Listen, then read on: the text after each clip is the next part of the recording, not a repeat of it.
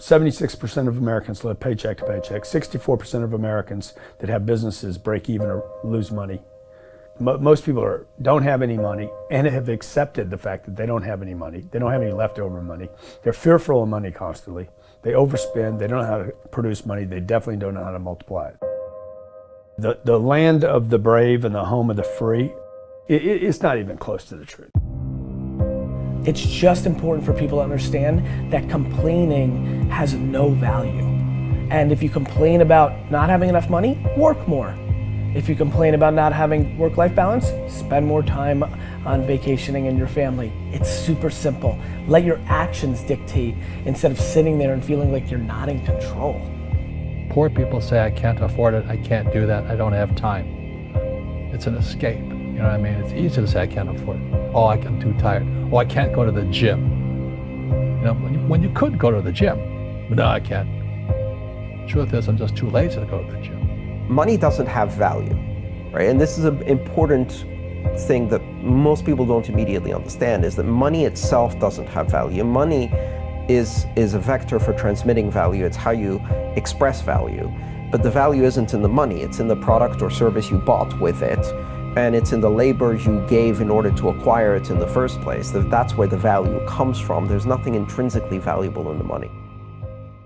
You shouldn't put money in a house, you should put money in your brand. You should put money in the marketing. You should promote yourself, not put money in where you and the kids live. Right. Why is that a mistake? Because it's dead money. I mean, a house can't make you money. A house does not make you money.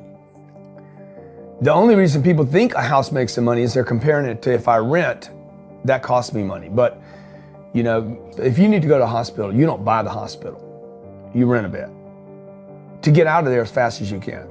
If you go on a trip, you go to America and you want to go to Disneyland, you don't buy the hotel, you rent a room. And nobody thinks poorly of that. They're like, yeah, I'm gonna go there, use the place and get out. That's what you should be doing with your living. Find a place where you can rent. Pay rent monthly. Don't own the house. And take all the money that you would have put in that house purchase, down payment, extra money, fixing it up, use all that money to improve your business and yourself so that you can get more money. Right? So I see so many people here like, I'm gonna invest 300,000 pounds in a house to hopefully make $30,000, 30,000 pounds. Right. I'm gonna buy it for 300, maybe I'll sell it for 600,000. I'll double my money. Fixed in one place, by the way, where no money comes to you. Money does not go to homes. Right, and that's a big thing on your career is moving locations. Yeah, I've moved 5 or 6 times. I can move another 4 or 5 times. Because people who stay in the same place get too comfortable. If you study wealthy people, they're mercurial. They're moving, they're mobile. They're not talking, Warren Buffett and Bill Gates do not talk about the home they live in. They talk about the places they're going to. They go meet money, they go meet wealth, they go meet connections. People are stunningly accepting of anything if they actually believe that's the purest form of it. I think I'd be less acceptable if I hedged. I really do. People will accept you. People accept everything. Just be you. Be you, and clearly people like react. When you're trying to fake something and you've got bad intent, well then that's visceral and we hate. But I actually think we don't give love to the person that actually knows they have it and they're trying to fake it to conform. Hence why I won't adjust to this market all the way, because I don't think I'll be respected. I know what my intent is, so why would I be scared? I want to build the biggest building in town. That's who I am. And you know how I want to do that? By building the biggest building in town. And a lot of people want to build the biggest building in town, and you know how they want to do it? By tearing everybody else's building down. Poverty is passed on. It's taught in your families. And middle class is taught in families. And so the people right now who are sitting at home, who are struggling financially or worried about money or unhappy, they may be making a lot of money, but unhappy with what they're doing, it was probably taught to you. You know, your super ego was taught, get a job, work hard, or you'll never be rich, or the rich are evil, or whatever. And until you change your mindset, Correct. Money won't help you, right? Correct. And we see that with people that win the lottery, people that make more money, they still have the same problem. Right. Because they have that poor man's soul. Right. If you're poor, you'll always be poor. That's really hard for people to Yeah, understand. the money will disappear that fast. Just like most pro athletes, they make millions of dollars, and 65% are bankrupt 5 years later. It's because they come from poor families. Now you tell them that, they get very angry at you. It's the rich fault. It's you guys ripped me off and government ripped me off. But unfortunately, what Mr. Lipton was saying, it's passed down genetically. That's the frightening thing. And it's interesting when you commit to something, little gifts just start automatically showing up. It's a phenomenal thing. It's happened my whole career. When I fully commit, somebody will bring me something. Okay. And then look, then keep your eyes open. And by the way, the package may come wrapped in a package you weren't thinking about. Hard work. Or like a voice, or like a person, or maybe from a different direction than you thought, or an offering where you're like, you read something about this and that's not the thing. Like all throughout my career, it's come in weird kind of ways.